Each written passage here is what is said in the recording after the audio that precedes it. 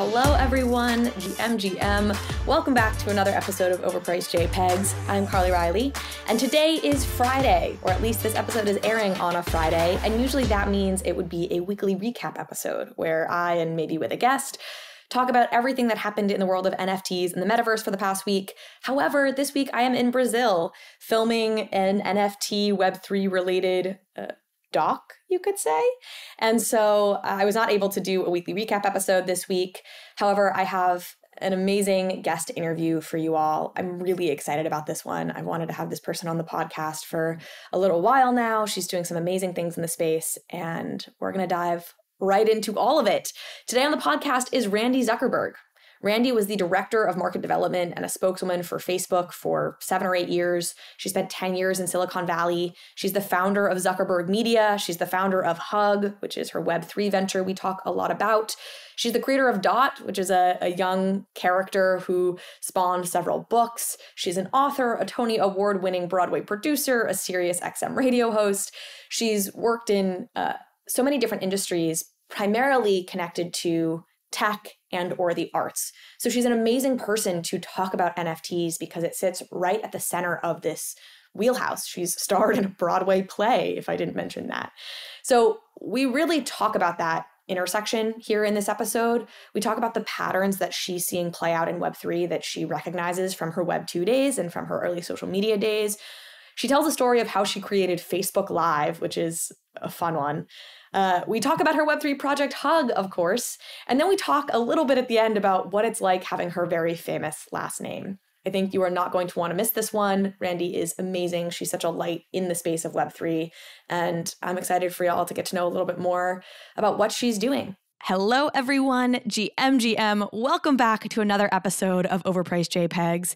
I have a very special guest today, the one and only Randi Zuckerberg, founder of Zuckerberg Media, Hug XYZ, which we're going to talk all about, the creator of Dot, a children's character, which has led to children's books. She's a published author, a Tony Award-winning Broadway producer, a Sirius XM radio host, among a myriad of other things, which is pretty incredible. Randi Zuckerberg. Before we dive into our conversation, here is a word from our wonderful sponsors. It's increasingly obvious that everything will become tokenized, and NFT marketplaces needs robust financial reporting, performance analysis, and the peace of mind that they are compliance ready.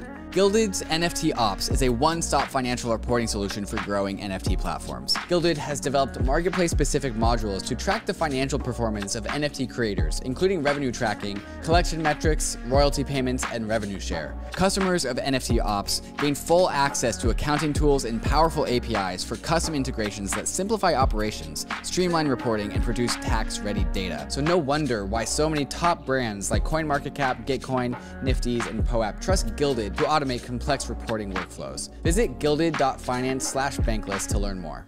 RARIBLE is the NFT platform that's leading the charge into the multi-chain universe ahead of us. Available on Flow, Tezos, Polygon, and of course Ethereum, RARIBLE is the perfect place for NFT newcomers, profile picture collectors, and experienced NFT traders. RARIBLE has a variety of NFT features that set it apart from other NFT marketplaces. They have a native messaging function allowing you to DM your friends or haggle with sellers. They also have a mobile app on iOS and Android with a built-in NFT portfolio tracker tool, so you can easily check the value of your digital art portfolio. RARIBLE is built on the RARIBLE protocol, a multi-purpose, open source, and community-governed NFT protocol that helps build products and services across the NFT ecosystem, including white label marketplaces tailored to specific NFT communities. So go to rarible.com and start discovering and trading NFTs, putting in floor bids to join PFP communities, and DM with some brand new internet friends. Randi, thank you so much for joining me here today. I am so grateful to have you on the show. Carly, it's such a pleasure, and I've been a longtime listener. I love it's such a great show, so I'm delighted to actually be here. I feel like I've made it in Web3 to come on your show. Wow, I appreciate that. It's having you on makes me feel like I've made it, so it's mutual for sure. So I listed some of what you've done in your career. You have worked in and succeeded in just so many different industries. Web 2, certainly, tech, media, business, theater, writing. Now you're in Web 3. As a way to maybe dive into your story a little bit, I'd love to get your tips or your perspective on how to manage such a dynamic career in which you've spanned so many industries. What do you tell people who want to emulate that? Oh my gosh. Well, first of all, I believe that a career can have so many chapters. So if you're like me, I think I'm on the 15th chapter of my career. But if you feel like you're on a second, a third chapter, and sometimes the chapters don't even make a lot of sense on their own. Like for me, my first, and I know we'll get into this more, the first chapter of my career was around being on the front lines of social media. Then I had a chapter where I went and performed on Broadway and produced Broadway shows. And you would think those two things have nothing to do with one another. But then fast forward to this kind of third chapter I'm in of Web3. Web3 is all about the intersection of the arts and technology and understanding how to value an artistic deal and also a business deal. So what I love most about it is that I bought my first NFT about 6 months ago, and now here I am today as a founder in the space. So never too late or too early to have new career adventures. And has it been for you like a matter of following your gut, or like what has been the guiding principle as you've, picked different industries to enter? I think the biggest thing is just always having a strong why for why you're doing anything, because so much of the world is about hype and it's about FOMO. And if you're getting into a space that's really noisy because of FOMO or because everyone else is doing it, it's probably not going to end well, because no matter what you do, you're always going to be outsmarted, outworked, out hustled, out accessed by someone else. But if you get into a space and you have a really clear why, and for me, I've always had two whys running throughout my entire career, which is supporting the arts and allowing creators to go direct to their audience. That's been a theme in everything that I've done for the last 20 years. And also of making sure that women have access to new financial vehicles. And so for me, getting into Web3, it was a very, very clear why I was doing that and what lane I needed to stay in. And I highly recommend that for anyone who's thinking about exploring, dipping a toe in, or having a new career in a very noisy, hyped space. Okay, so you joined Facebook in like 2004, I think the year it was founded, right? The year Mark founded it. So you were at the inception of this company that is truly one of the most influential institutions in the world and that has ever existed. I'm curious, and you were there for like 10 years. You were there for a long time. So you saw it through all of its growth. Was there an aha moment for you at Facebook? Or was there a moment that you can remember where you were like, oh, this is going to be huge? And then I'm curious what parallels you're seeing now to Web3, or if you've had similar moments now that you've been in Web3. Yeah, it's interesting to say that. And it's funny, I'm chuckling a bit to myself because I was working at an advertising agency in New York City at the time, and I loved my job and I loved what I was doing. So when I went out to kind of hang out with the early Facebook team, I thought I was going out for a weekend to just give some advice, and then I ended up staying for 10 years. So I'm just laughing about how things work out in life. But one of the things that I realized really early was my biggest aha moment at Facebook that I think applies so well to Web3 is that the moment I knew we were onto something was when I realized that we had a product community fit. And so many people talk about having a product market fit, but I really think it's about having a product community fit. And what I mean by that is that we had these like Facebook laptop bags. And whenever I would go through an airport, people would run up to me in early days and be like, my college has Facebook and I love it, and stuff like that. And like I felt so proud to be walking and like wearing Facebook merch, and people would come find me. And that was the moment that I realized I was like, okay, having a product community fit is such a key metric for any business. And now fast forward to Web3, and it's all about the community. I mean, how good you are at building community is more important than even the idea you have or the art that you have a lot of the time. And so that was really my big aha moment on just how important that is. While you were there, you were the founder, creator, impetus behind Facebook Live. This ties into, I think, your comment about always wanting to empower artists in everything you do. This story is awesome. Can you tell the story of how Facebook Live came to be? Yes. Oh my gosh. Thank you for asking. And yeah, I mean, I guess I've always had kind of an entrepreneur brain and an artist heart.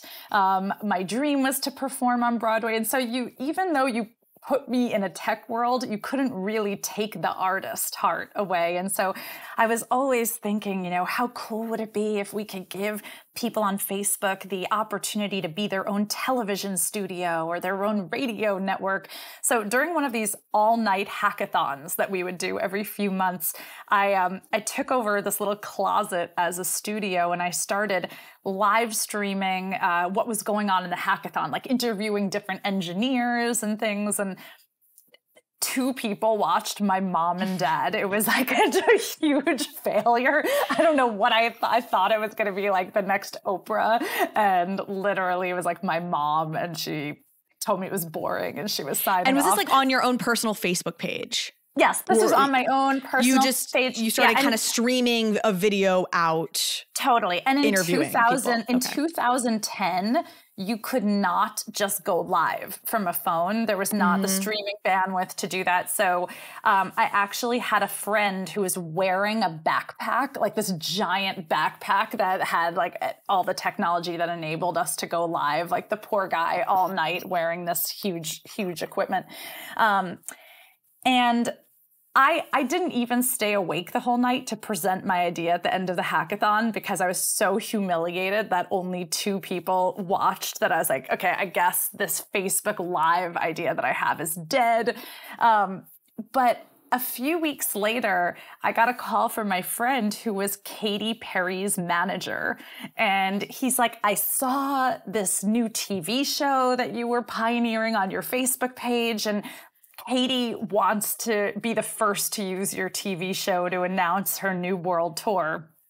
And I almost apologized. I almost was like, I'm so sorry. This is not a real TV show. And then I was like, wait a minute, like, what would the guys do? Like, the guys wouldn't apologize for having a good idea. They would just find a way to make it work. And that was a big moment in my career, and that mind shift. And I was like, you know what? Yes. Katy Perry should definitely launch on Facebook Live. And that was the first ever Facebook Live broadcast, was Katy Perry selling out her world tour in minutes live on her Facebook page. That's so incredible. I mean, and honestly, a testament to Katy Perry and her team for them also seeing the opportunity as early as they did. So it was like your friend, so he was friends with you on Facebook, so saw the live stream you had did and like recognized the potential for what it was. I think that's very cool. I've heard you talk about back when you were at Facebook, I think you had a mentor who basically told you to be less interesting. And I want you to speak to that a little bit.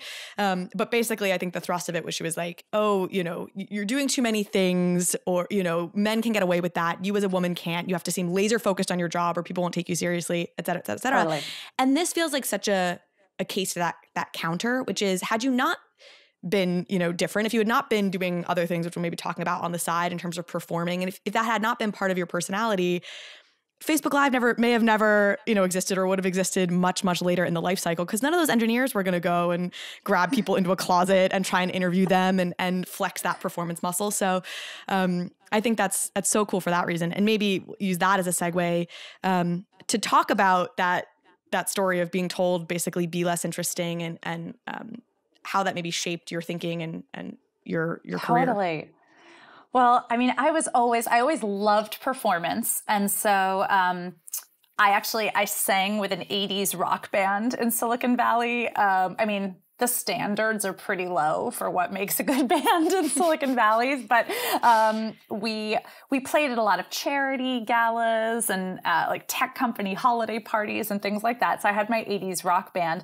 I also, a lot of people in Web3 have seen a recent music video that I did, but that wasn't my first. I've been doing tech music videos like that for decades. And so I had like a music video that I put out about the iPhone launch and like BlackBerry devices and all these things. And I noticed like that the men could get away with DJing on the weekends at different parties and heli-skiing and having like all of these side hobbies, and people thought it was so cool and so interesting that the second that a woman does anything that isn't raising a family and heads down on a job, people are like, oh, she's distracted. She's not a real entrepreneur. She's silly. She has frivolous interests. And it was always this push and pull. And I had some mentors who I really, really trusted who, were a bit older than me, who had seen even, worse situations as women in business. And they were like, you have to be less interesting. If you want to be successful in this Web 2 world, you need to have no side interests, no passions, like just be a serious entrepreneur. And I finally realized that I just didn't want to do that. And it was the moment where I got a phone call inviting me to perform in an 80s rock musical on Broadway. A producer they wanted a tech personality. They had seen some footage of our 80s rock band and called me out of the blue, offering me a leading role on Broadway.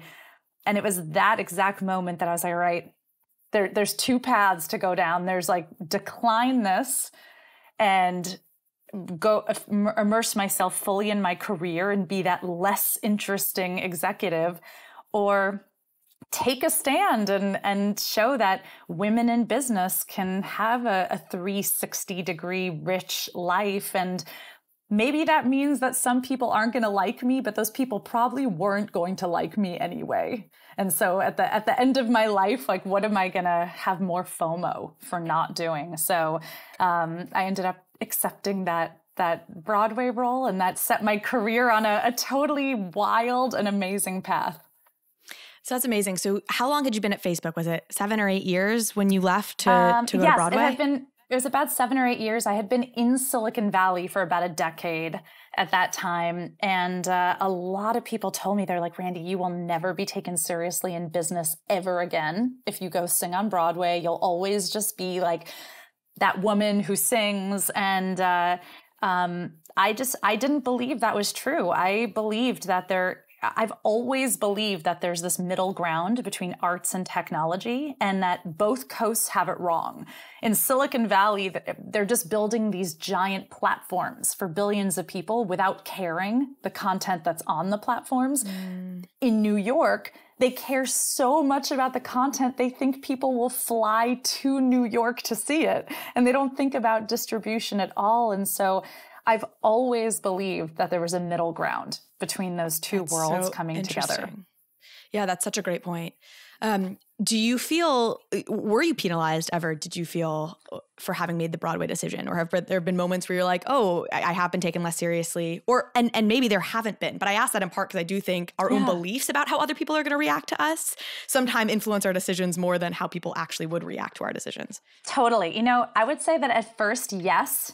And then over the years, it became actually a huge competitive advantage for me. So I would say in the beginning, people were just like, okay, Randi's officially gone off the deep end. Why would someone leave this like great role at a company that just went public in order to go sing in an 80s rock musical on Broadway? And I can understand why people would be skeptical about it, the same way I understand why people are skeptical that like I'm buying JPEGs right now in my career. Like I've done a lot of like weird things. It's okay. Like let people be skeptical.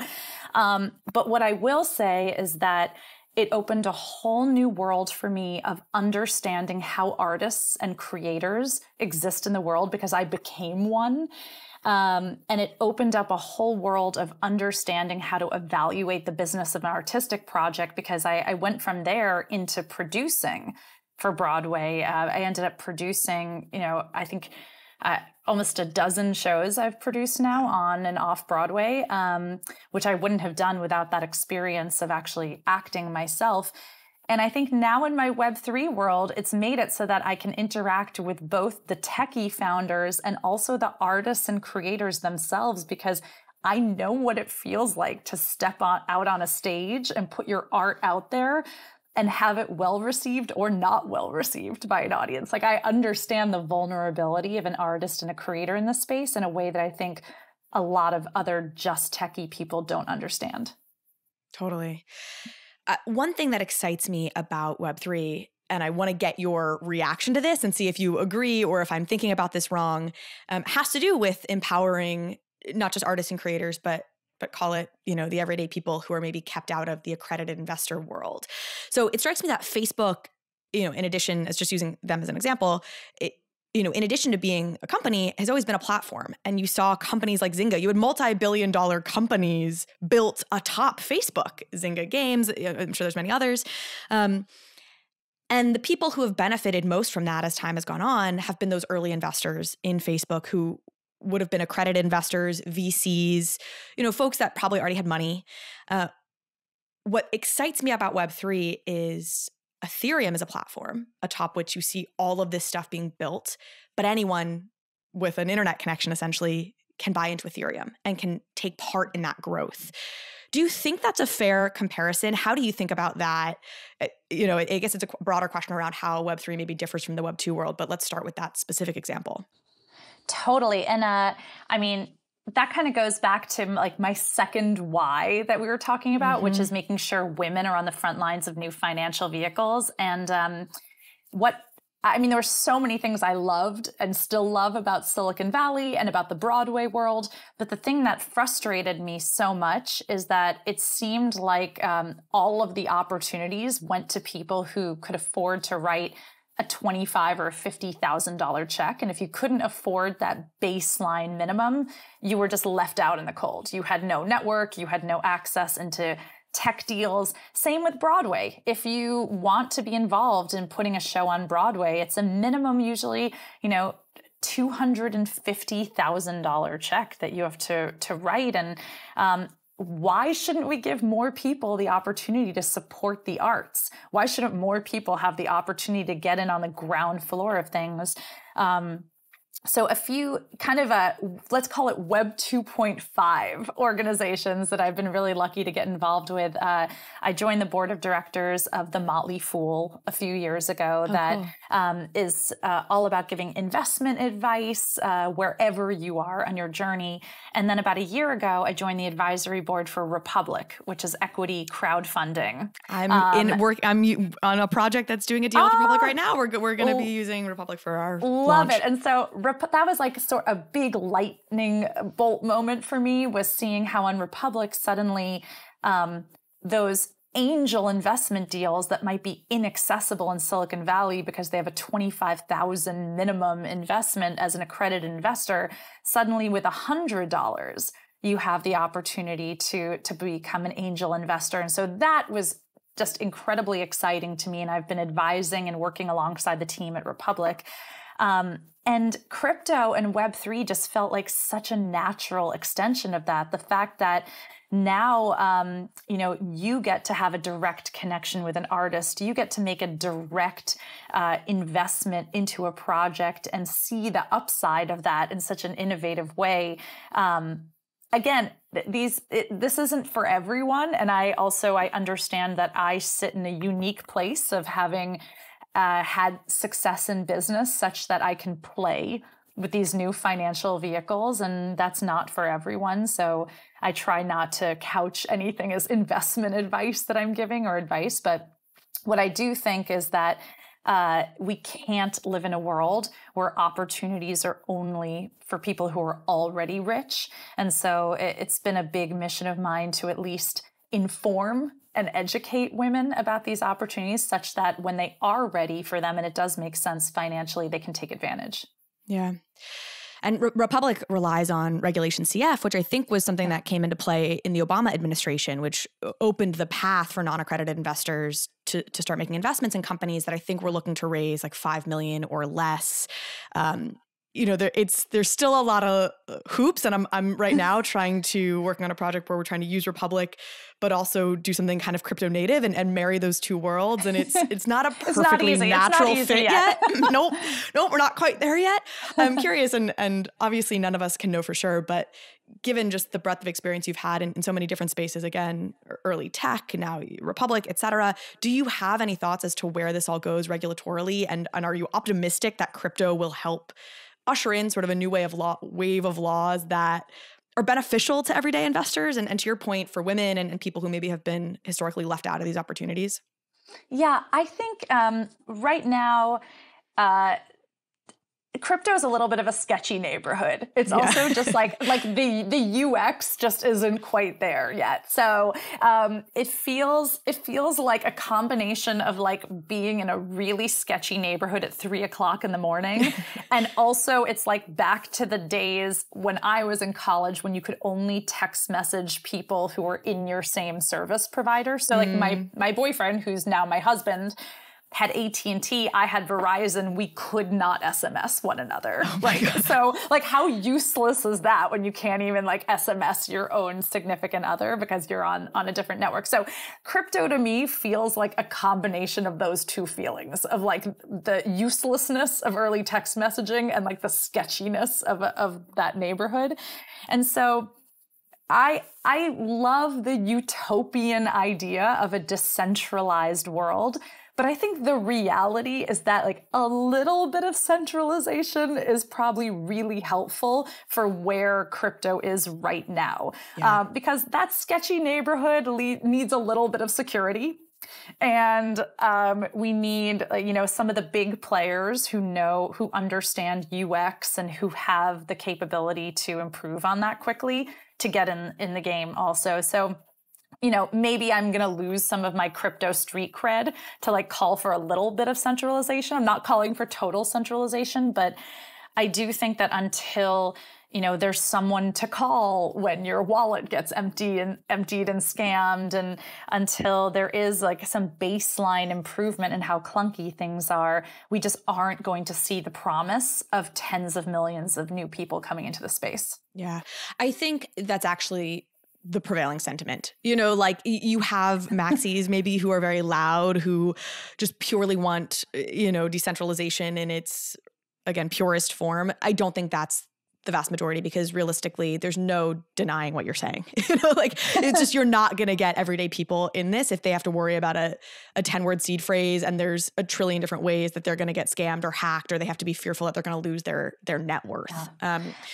I want to, totally, because I also think like, especially for women, we're already like so entering the space so behind. Yeah. And then if you have to constantly be looking over your shoulder, you're not looking ahead.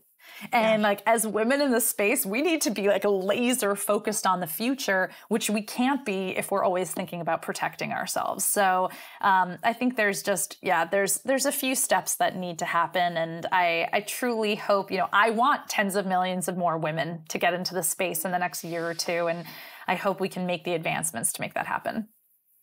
I want to talk about Hug and really dive into everything you're doing there because I think it's awesome. Final question on this sort of line, though, is about Meta. If you're open to giving some thoughts on Meta, your brother is Mark. You worked at Facebook for 10 years. We're talking about decentralization, centralization. We can cut this out if you don't want to speak on it, but would love to get your thoughts on Meta and that transition. Yeah, I mean, to be totally honest, I'm much more in the NFT world. And so I'm excited and curious about the metaverse, but I don't quite spend as much time focused in that world.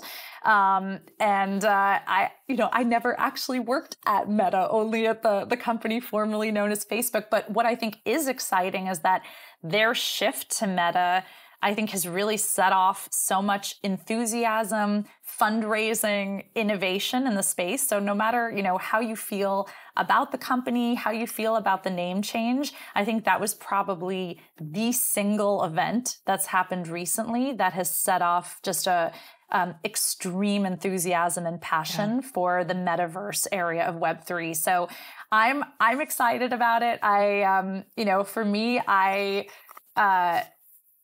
think the future of the metaverse will probably be AR before it is VR. But I'm an interested and curious bystander. Observer of what's going on. Okay, let's talk about Hug. You mentioned, obviously, you're very much in the NFT side of things. Why don't you give the overview of what Hug is? There's a lot of components here that I want to dive into, but start with the overview. Yes, and it's a little hard to give an elevator pitch for Hug because we really are a community-driven effort. But what I will say is that I see it as kind of the second stop on someone's Web3 NFT journey. So there are a lot of awesome first stops out there. There are great communities that are onboarding beginners, that are helping people grow their initial collection and decide where they want to be in Web3. Curious Addy Trading Club is one of my favorite onboarding beginner communities. Meta Angels is one of my favorite onboarding communities. But what a lot of people don't have is they don't have that second stop. So after they've onboarded, most people will be really happy just being kind of hobbyist Web3 or dabbling in it. But a subsection of people want to go really, really deep once they're leaning into the space. And I think for women, for non-binary people, for diverse founders, there's not really a friendly second stop in Web3. There's these like super bro-y alpha groups, and there's a lot of kind of toxic communities that are out there to go deep. But what I was missing in my own journey is I was like, okay, now that I've onboarded, like, where's my community of other women that want to go deep in this space together in a really friendly, inclusive way? And I didn't find it, so we decided to create it. So that's kind of in a nutshell what Hug is. And within Hug now, we have about 6 different programs and things that are going on to support people. Because some people, their second stage in crypto is that they become a super collector of NFTs and like almost a curator. And some people take the plunge to become founders as their second step. They get so drawn into the space that they decide that they want to build something. And so Hug really sort of has programs for everyone, no matter what your second step is. So let's talk about some of those specific programs. Was Group Hug first? Yes, Group Hug was first. So the first problem that I really felt we needed to solve is the fact that there are a lot of artists and people who have launched successful NFT collections where they have that product community fit that we talked about, but now they're like, oh shit, what's next? I now have 10,000 people in a Discord looking at me. That's right. Expecting things from me, and I need to do something. That's right. They have like thousands of people in their Discord saying like, when utility, when roadmap. Like, why does everyone keep spelling when wrong? Exactly. And so there are all of these founders now that are just like, holy crap, like, what do I do? A lot of them, were artists with no formal business training, or even if you have business training, nothing really prepares you for, like you said, 10,000 people who have bought one JPEG from you and now expect you to be available to them 24/7. So Group Hug, I found myself advising about 20 different NFT collections and founders, and they were all going through the exact same thing. So Group Hug, we decided to form a formal accelerator for projects that have already completed their mint and are now kind of in that like, oh shit, what's next phase, and really helping to apply some of the things that I've learned on the front lines of Facebook and Web 2 on how to turn something that's Web3 native into a really long-term business. Living a bankless life requires taking control over your own private keys. And that's why so many in the Bankless Nation already have their Ledger hardware wallet. And brand new to the Ledger lineup of hardware wallets is the Ledger Nano S Plus, a huge upgrade to the world's most popular hardware wallet. With more memory and a larger screen, the Nano S Plus makes it easy to navigate and verify your transactions. And the paired Ledger Live desktop app gives you increased transparency as to what is about to happen with your NFT. What you see is what you sign. The Nano S Plus gives you the smoothest possible user experience while you're doing all of your crypto things. So go to the Ledger website to check out the features of the new Ledger Nano S Plus and join the waitlist to get yours. And don't forget about the Crypto Life card, also powered by Ledger. The CL card is a crypto debit card that hooks right into the Ledger Live app, right next to all the DeFi apps and services that you're already used to doing, like swapping tokens and staking. So if you don't have a Ledger hardware wallet, go to ledger.com, grab a Ledger, and take control over your crypto. If you're starting on your NFT journey, you need MetaMask. This is your tool to unlock the world of DeFi and NFTs without giving up custody over your private keys. MetaMask is both a secure in-browser wallet and also a secure bridge for your hardware wallet so that you can connect to any Web3 enabled website. You can now trade tokens with any DEX or aggregator. MetaMask Swap gathers real-time pricing information across the DeFi exchange ecosystem, allowing you to select your best price while getting all of the MetaMask benefits of self-custody, lower gas costs, and increased transaction success rates. MetaMask also has a fantastic mobile wallet, which I use while I'm out and about. And I use it to collect POAPs, NFTs, and use it for all my DeFi things while I'm away from home. If you haven't downloaded MetaMask, you gotta try it out. Download MetaMask for desktop and mobile at metamask.io, or load up your Ledger, Trezor, Keystone, or Lattice hardware wallets so that they too can get into Web3. I think when I spoke with Ali Downey and Alex Kavalakis from the Meta Angels team, they've announced they have this very early stage. If you have an idea and you're trying to take your project from idea to mint, they've launched this program to really get you there. And then this feels like the next step, Yeah, it's like the graduate. That's the feeder into Group Hug. Totally. And then I believe there is something called Hedge Hug, which is a beautiful, lovely pun that is just very Randi in the everything I felt from you, which is just like fun and lovely and funny. What is Hedge Hug? I love puns. I hope anyone who's interacted with me in Web3 knows I don't take myself seriously. I'm in on the joke, like I'm in on the cringe with everyone.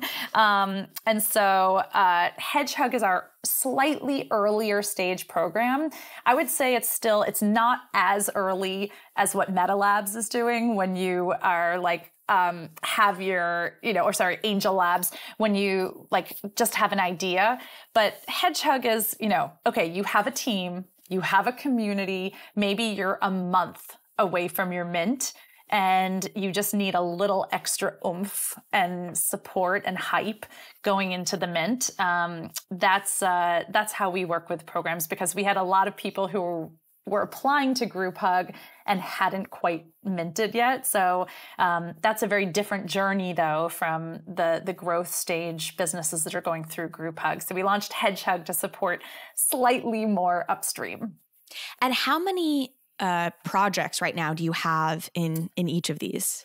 We have 8 projects in Group Hug. We have 2 in Hedge Hug, and then we actually also have an artist in residence program. So in every cohort, we accept 3 artists in residence who are one-of-one artists.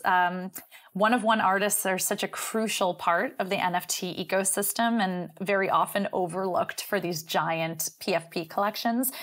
So we have 3 one-of-one artists who aspire to work on a bigger collection, and we're helping, either match them with a founder, match them with devs, help them grow their idea. So that's been really exciting and rewarding to have also. And are these time-based programs as well? Like you're in the program for X number of months and there's programming during that. Explain a little bit what it's like for the folks going through this. Exactly. And it's a little it's not like your typical accelerator program where everyone lives in the same city together. And I mean, we have NFT collections all over the world that we're working with.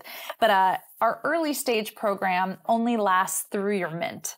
And then at that point, you're either kind of graduating to Group Hug because you've had a successful mint and what's next, or maybe we're holding your hand a little bit longer if something isn't quite going up to expectation with the mint.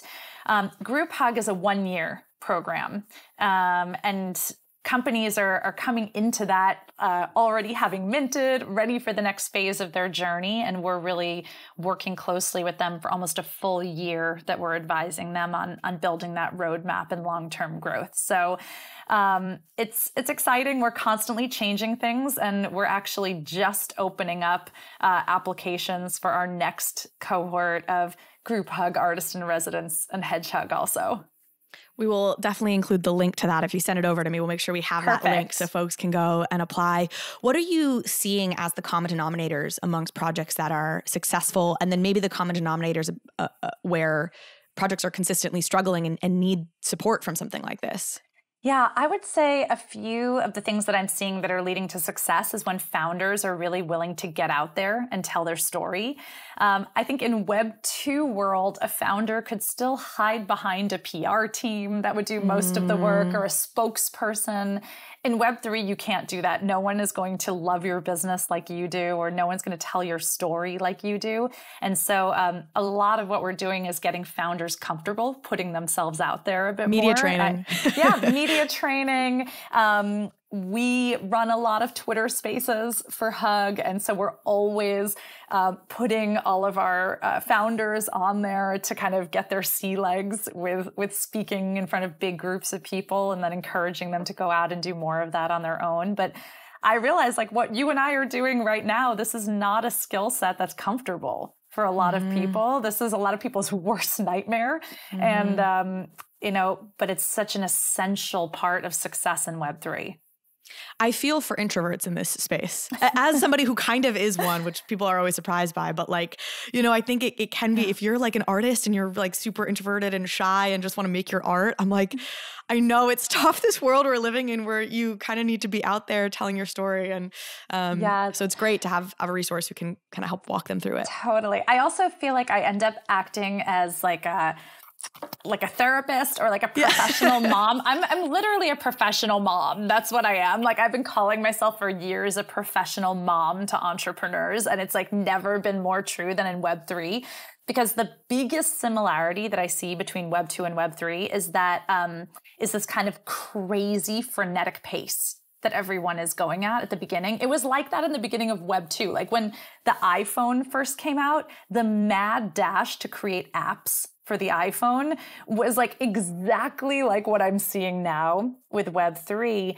And a lot of founders burned out right before it got good. And I really don't want that to happen again, especially to women in this space. And I know, not only are women hustling to launch these things, but then they're just like constantly demoralized by the fact that like some dude will launch a project that has a 27 ETH floor a few hours later. And then meanwhile, you see like World of Women that's been like hustling for months and months and months, and like their floor is dropping. And that's like incredibly demoralizing for, I think, all women in the space to see the reality of what's going on like that. So I spent a lot of time as a mom, as a therapist, as a friend to a lot of our founders, because it's a tough pace. It's an emotional roller coaster. And I want all my babies to like still be standing in a few years from now. And is your advice, or is your perspective, if you can stick it out, if you can not get burned out, and if you can make sure you protect yourself so you're not working at a pace that means you're going to leave in a year, in 3 years' time, a lot will open up? Or what are you telling folks? Totally. That's literally my only advice, is to like make sure you're still standing in the year 2025. If you are still standing, like if you haven't been thrown out of the dodgeball game by 2025, like you're going to win, because it means that you've pivoted. It means that you've like not burnt out. You've had enough resources to hang in there. Because that's what I saw in Web 2. If, all of the early Facebook apps and all of the early iPhone apps, like they all changed, they all pivoted. But if you could just hang on for a few years to watch the ecosystem mature and understand what customers wanted, you are so much better poised for success.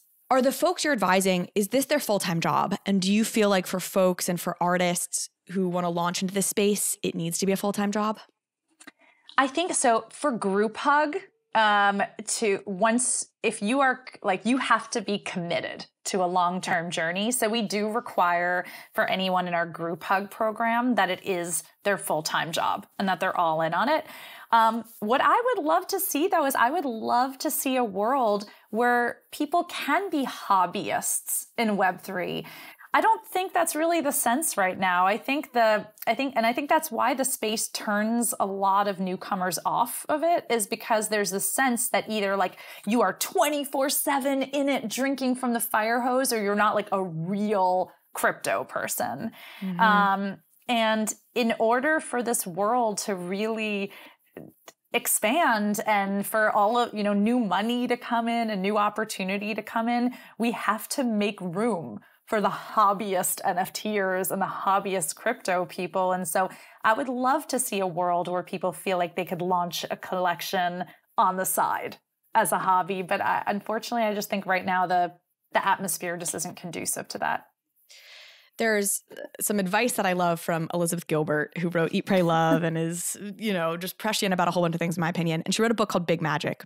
And one thing I took away from that was she didn't quit her day job until she wrote Eat, Pray, Love, which was, a huge, massive success. But she had actually published several books before that. But the reason she had never quit a job, despite having published all these books, was she was like, she never wanted to put the pressure on her writing, this thing that she loved so much, to sustain her financially. Because she worried if she did that, it would ruin this thing she loved so much.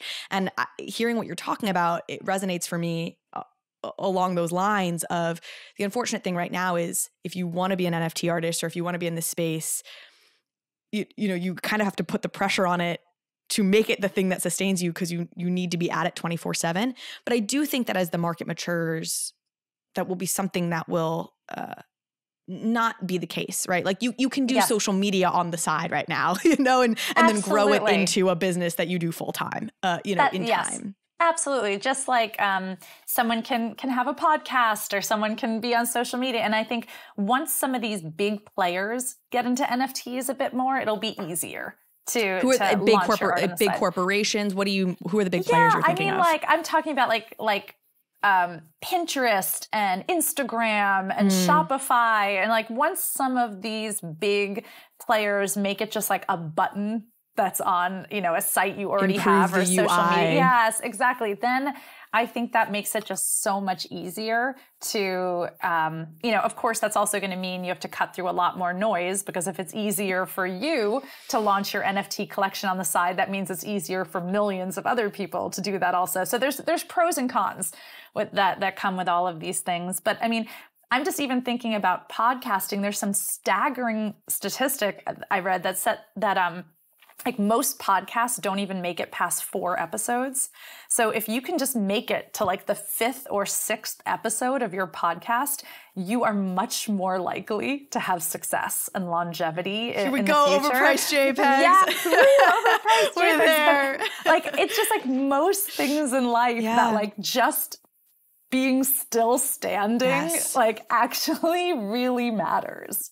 Yeah, so many people quit before right before it opens up and gets good. I've now referenced this book. So God, I'm so sorry to everybody who listens to the show, but there's a book called The War of Art. I don't know if you've ever read it, but it's fantastic. And it makes that case. The author makes the case. Like he personifies this idea of resistance, which is everything that fights against you as an artist. Like everything that procrastination, that fear to start your art, to do the thing you love, right? And he's like, resistance gets strongest right before you're about to succeed, and I think that's true. I think so many people give up right before the breakthrough. Totally. What are there areas that you think are ripe for NFTs where we haven't seen a lot yet? Like what are some of the underexplored areas that you'd be excited to see projects take on, for example, in this next cohort of huggers, if that's what they're called? For sure. I'm really interested in the tie between crypto and philanthropy. I think that's something that is really interesting because, there's so many incredible organizations and philanthropies out there, and also a lot of organizations that are not really very well run or not making the best use of finances. And I think applying that, to the blockchain, that accountability and that layer of being able to see exactly where money is going, it could be such a game changer for making donors feel comfortable with philanthropy and keeping organizations accountable. And so I'm really interested to see what is that layer of like Web3 NFTs and philanthropy? So that's something that I'm really keeping my eye open in this next round of group hug and hedge hug applicants. And then also I think, I'm looking for kind of that level of like the pipes behind a lot of what we're doing. Like what's going to be like the media company of the future that's built on Web3? What's going to be the office collaboration tools of Web3. And I think as a lot of our behaviors are changing, I will personally fund anyone who is making an alternative to Discord. Like, I will just say that. Like, if someone can build a viable alternative to Discord, like, I'm there. Call me, please, because like Discord is a Ouija board of chaos and destruction, and it cannot be the only way that we communicate. Okay, I love that. Let's actually use that to talk about Hug Hub and what you're doing there. Explain to folks what Hug Hub is. It's another spoke in this grand hug wheel, and I'm excited about it. Thank you. And we are on Discord. So now that I just like spent all that time like slamming it, we are there. But like, hence the reason why we need an alternative. Yeah, I agree. It's like a necessary evil right now, but I'm, my eyes are open for an alternative. It's part of this broader, like the UX UI in this space needs improvement, right? Like we're also all buying on Coinbase and transferring over to MetaMask and, like having to find the weird part of our iPhone where we can turn off iCloud syncing from MetaMask. Like we're all doing these things, but like this is obviously not the best it can be. Exactly. Okay, so we are on Discord right now, but one of the projects that originated from the community that's now become kind of the central thing that we're doing at Hug is we are creating a database of hundreds of women and diverse-led NFT collections that we're calling the Hug Hub. And for the last 2 months, we've had over 300 community curators in our Discord who have been pouring through thousands of NFT collections to create these really detailed analysis and description and what they like about the collections. And we'll be launching that in our Discord and then as an external site called Hug Hub, where anyone can go and actually kind of do research on NFT projects alongside the community. So we'll be launching with about 200 NFT collections and 100 one-of-one artists. And what I will say is that it will be viewable for anyone, but if anyone wants to be a curator and actually contribute content to the site and reviews and add collections, they will need to hold the Hug NFT Pass. Which has started minting. It started minting quite recently. Yes, it started minting recently, available on OpenSea. And what we said publicly is that having they come in hugs, matching hugs, the NFTs. So even just having one side of a hug will get you into Hug Hub and into our Discord and the research community. But having a matching hug is going to unlock special things. Okay. I want to get into maybe the NFT a little bit more in a minute, but I want to stay on Hug Hub and a couple things that stood out to me about this. One, if I understand correctly, you have these 300 curators, but they can't actually contribute information about a project that they themselves own. Is that true?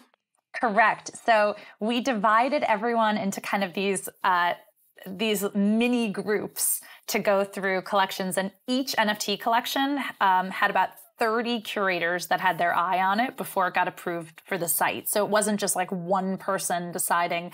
And people had to recuse themselves or get moved around to different groups if their group was assigned to an NFT project that they had a close relationship to the founder, had advised on, were a holder of themselves. So we really wanted people to be advising as neutrally as possible.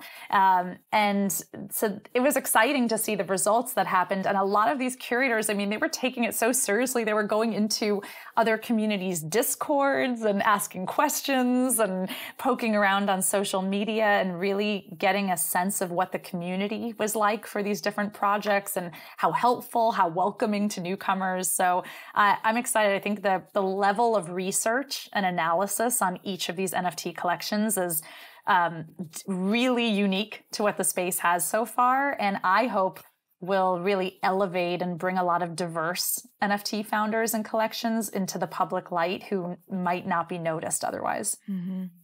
The other thing that struck me is no negatives. You can only speak about the positives of a project. Explain the thinking behind that. Yeah. So again, I mean, we're called The Hug. We are all about embracing creators. The last thing that I would ever want to do is tear a creator or a founder down. This space is already rough enough. Like they don't need, no one needs to be kicked. when they're down in this space. And so I believe that there is something to be complimented about any project. And so just like when you get out of an Uber kind of suggests some compliments for you, like nice music, good conversation, like clean car. Uber doesn't pre-suggest any negative things for you to say about the driver. And we want to do the same thing. So we want compliments to be really pointed and detailed. We're not going to suggest compliments like, this project is awesome, because that's not helpful. But we will say, we will recommend compliments specifically about the roadmap, or specifically about the art, or specifically about the founding team. Because we think that there's probably something nice to be said about anyone. And if you don't have something nice to say about a project, well, that also speaks enough for it without having to come in and say something negative. And so if there are projects, because there are, of course, rug pulls, or there are projects that have nefarious intent, if a project like that comes across the metaphorical desk of your curators, is the idea that it just doesn't get onto the platform at all? Like, how do you ensure that you're also successfully almost warning folks off from projects that maybe are bad? Yes. Then if we have that sense, because a project has to kind of cross about 30 different people's eyes before it gets put on the site, my hope is that we will protect it from a lot of those. We might not. There might be some that slip through the cracks, and we'll figure out as a community what to do with those.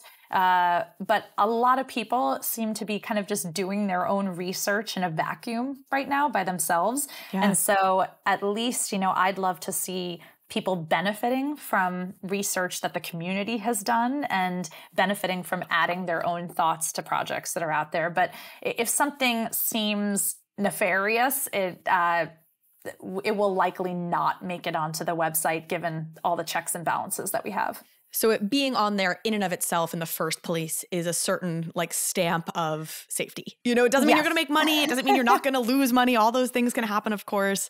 But it does at least mean 30 eyeballs who have looked at this thing and said, this is not a rug pull.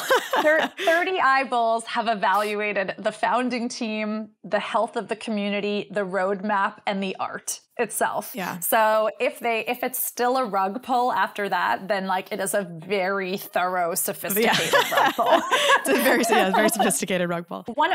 One other thing I will say is that, there are hiccups that come about in NFT collections. Like, for example, there was a situation with Crypto Chicks with the collection, where it came to light a few months ago that the original artist had plagiarized at least one of the pieces of art in the collection. And now, that is a collection that probably would have made it through our database, because it does have a great team around it, a great community, cool art. So we've had a lot of discussion, even in our own Hug community, about what you do when that comes to light.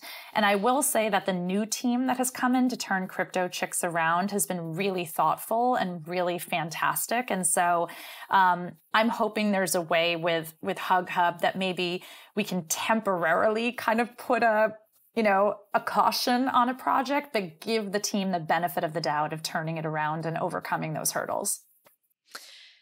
So for right now, it sounds like Hug Hub is not a place where you're not going to search any NFT project and find it. If you want to read an evaluation of Bored Apes, which you can find anywhere at this point if you'd like it, but you know what I'm saying. That's it. But if you're looking to really invest in some projects that maybe have been overlooked or underlooked, it feels actually more where it's you can sort by certain traits. You can sort by, I'm looking for a female founding team, and you can read about projects that maybe haven't crossed your radar otherwise. Is that a good way to describe it?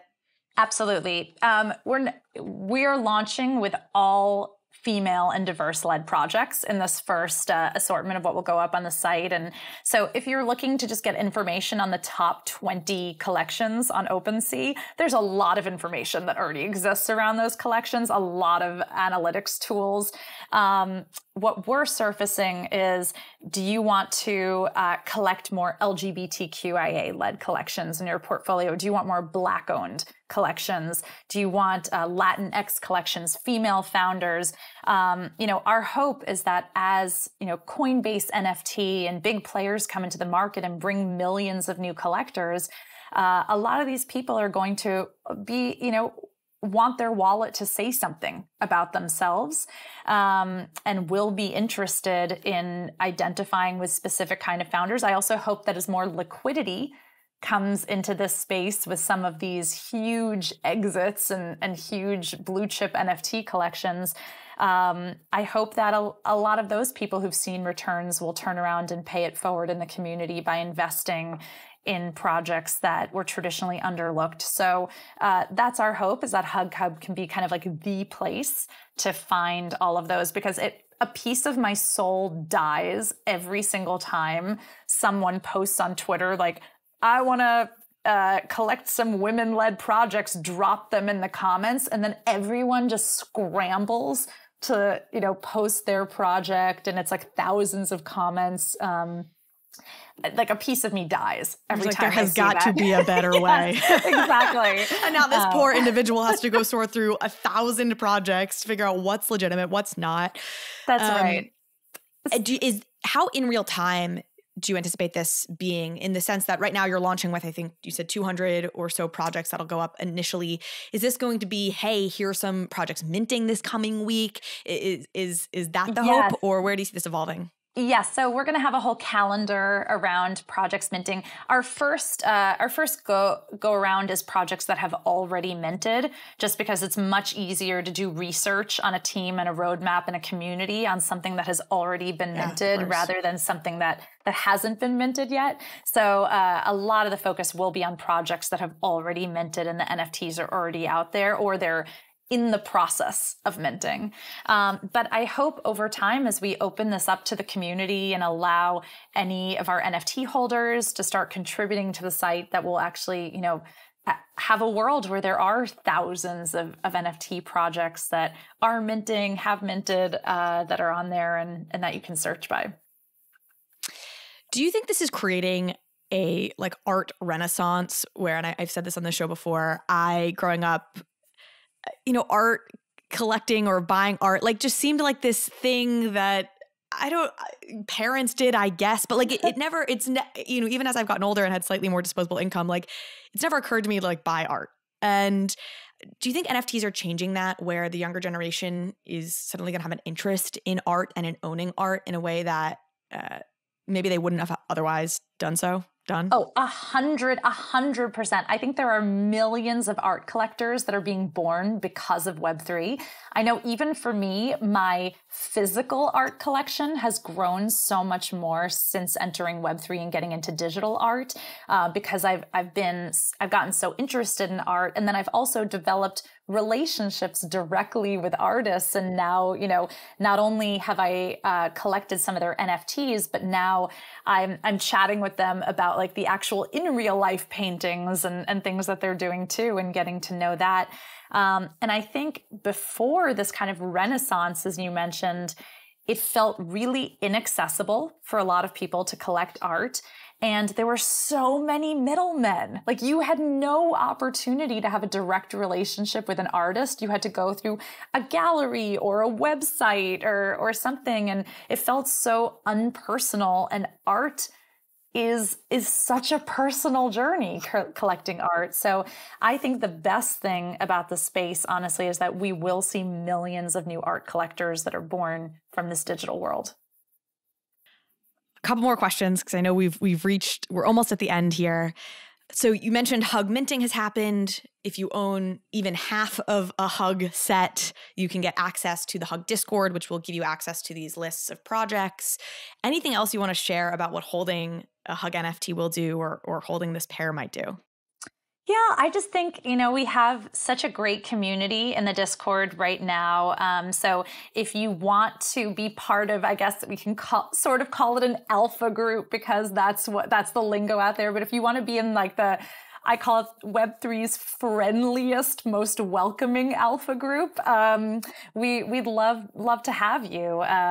No matter whether you identify as a collector, a curator, or a creator yourself of art, anyone who's on that second stop in Web3, we'd love to have you. So Lisa Chow is our artist. She has created these adorable matching hugs that we've divided into left and right sides. And so, like you said, even having one half of that side will allow access to everything. But we also have learned in coaching other projects that utility is really the future of NFTs and providing in real life utility. And so matching hugs will have some special utilities that I'm not allowed to talk about because we're still in the minting window. And so I don't want to convey anything that could jeopardize legally what we're doing, but I'm excited to reveal that over time. Thoughts about how NFTs in the theater world may mesh. I know theater is something you're so passionate about. You obviously are in the NFT space. Where do you see live performance evolving to? Would love to get thoughts. I know I've saved these big lofty questions for the end of the show, and you're like... I love it. And it's so funny because about a decade ago, I gave a talk at TEDx Broadway that was basically calling for decentralization of theater without even using that word, because that word wasn't in our vernacular yet. But my whole TED talk was about, how do you ever expect this industry to move forward with so many middlemen? And that's, I think, what I'm so excited about. I think DAOs can become a huge vehicle for producing the arts and shows and bringing new things to life. I think new emerging artists and writers in theater won't have to wait to get a producer or a theater to fund them. They can launch an NFT collection that kind of explains their script and their storyline and their music and actually get the backing of a community rather than the backing of a few rich producers. So I think this could completely change the way that arts are produced in this country. Can you name some of the, for people who don't know the theater process, what are some of the middlemen right now that hold the process up? Well, first of all, there are only 40 Broadway theaters. So if you want to actually, and there are so many shows that are good enough to be on Broadway, but so you have to do the politicking to get your show to be one that's accepted by one of those theaters. So that's a huge gatekeeper that's there. The other big gatekeeper is that it costs about, I would call it $12 to $20 million to put on a Broadway show right now. And, but there's not a lot of institutional capital that's funding Broadway. So shows are brought to Broadway one $25,000 check at a time until $20 million have been raised, which is insane. I know, doesn't that give you heart palpitations? Yeah. 100%. So not only, the lead producers of a show have kind of figured out a way to outsource that, because you would spend a year just raising those checks and not focusing on the show. So there's now a whole middle layer for any Broadway show of co-producers who basically are just tasked with raising a portion of that money.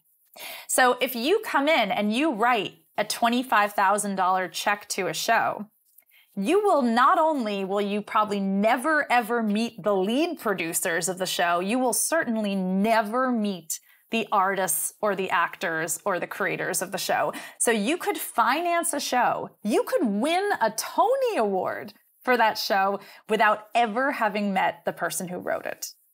And for me, that was when I realized that about the industry, that was one of the most horrifying moments. I felt so sad. I felt like the magic of the theater industry had been ripped out from under me. And that was when I was like, no, I will never work on a show in that old way again. I will only work on a show where everyone putting $1 in feels like they're part of the process and meets the creators and all of that work is done in tandem. Like there's no reason why someone who wins a Tony for a show should ever have not met the creator.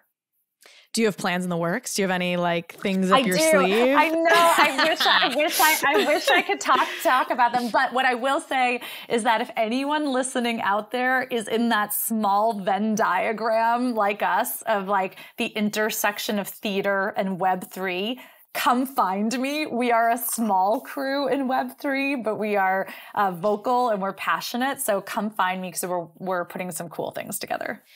It's so interesting for me coming into Web3, and as a result of being interested in Web3, learning about all of these other industries, learning more about the legacy music industry, learning more about the art world, and like realizing how messed up and just like inefficient and stupid all of these old models are has just been such a fascinating thing for me that does make me so bullish on NFTs. I do think it's going to take longer, and I don't know about with theater specifically, and I guess I'd be curious in your thoughts. I think some of this is going to take longer than we'd like it to. I think the music industry, their systems are so embedded and so screwed up, and there's all these legacy deals and contracts that are in place that can't just be unwound with an NFT. So it's going to take time to really have this play out.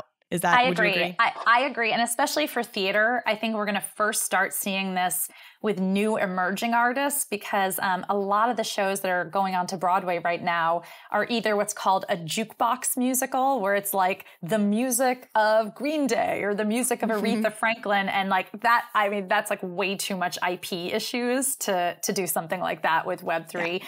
Or the other category is like blockbuster movies that are now getting turned into musicals. Like there's like Mrs. Doubtfire, the musical, or like Beetlejuice, the musical, like whatever, call it Moulin Rouge. And like that has too many IP issues also. So I think the kind of artistic projects that are going to be ripe for leading the way in Web3 is kind of these like solo singer, songwriter, or playwrights, indie, that own their own content and can experiment with it. I think that's so exciting though, because we need that. I mean, what you're describing is so happening in the box office, in the movie world, right? Where all we see are like remakes of Fast and the Furious 100 or whatever. You know, like it was actually interesting. There's an interesting chart that shows there's zero overlap in movies that were nominated for Academy Awards this year and like the top grossing box office hits. Whoa, like there's this total stratification happening there. And Web3 as a way to empower more interesting storytelling that's maybe a little riskier if you're a, you know, if you're a financier or a Hollywood, whatever, just trying to make a movie that you know is going to do well in the theater. But that actually has an audience that would be really excited about it. Absolutely. Yeah. And just like theater is the same. Like I always tell people, if you want to see great theater, like don't go to Broadway, go downtown and see like the kind of raw, early emerging work. And unfortunately, most of that never sees the light of day in a commercial way. Okay, last question, and you can also decline to answer this because it's maybe a little bit more personal. But I interviewed Griffin and Duncan Cockfoster, who are the co-founders of Nifty Gateway, and I had to ask them about their last name because it's Cockfoster. And I was like, how was middle school for you? For you, your last name's Zuckerberg. Your brother is one of the most famous people on the planet. What is that like for you? What has that been like, having your brother become one of the most recognizable people in the world and having the last name Zuckerberg? Yeah. I'm glad you asked the question of the Nifty Gateway guys, because I actually had them on my radio, on my SiriusXM show, and like I just didn't have the courage to ask that. So I'm glad you did. But you know, it's been such a journey for me. And what's interesting is that I feel like, you know, I was so swept up for so many years in like supporting my brother's vision and being at Facebook.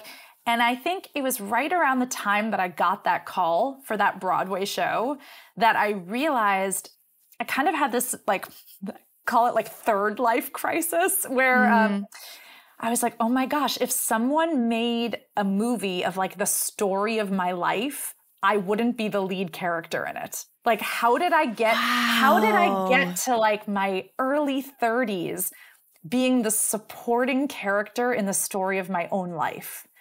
And, you know, I'm so proud of all the work that I did at Facebook and in Silicon Valley. But I think for me, that's like really shaped a lot of my career. And even being when I started being a little more vocally present in Web3, I could not figure out like why anyone cared what I had to say about anything, because my entire career I've been like the other Zuckerberg.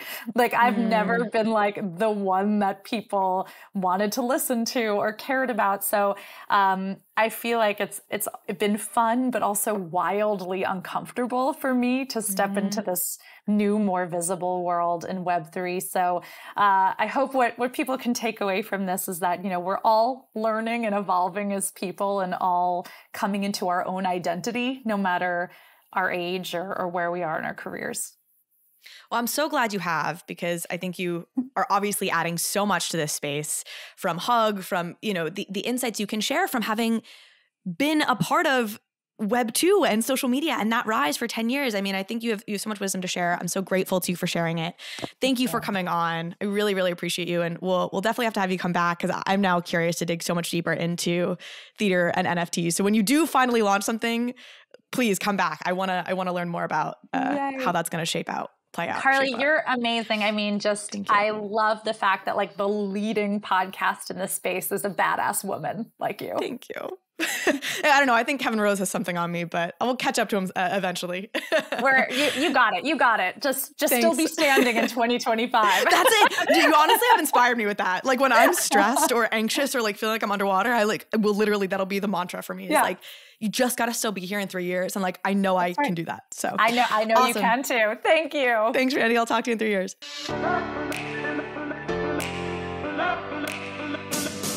Thank you so much for watching this episode of Overpriced JPEGs. If you liked this conversation, if you liked this episode, please go ahead and hit subscribe. It helps me out, it helps the show out, and it means you will get alerts and updates when we post new content. Thanks again.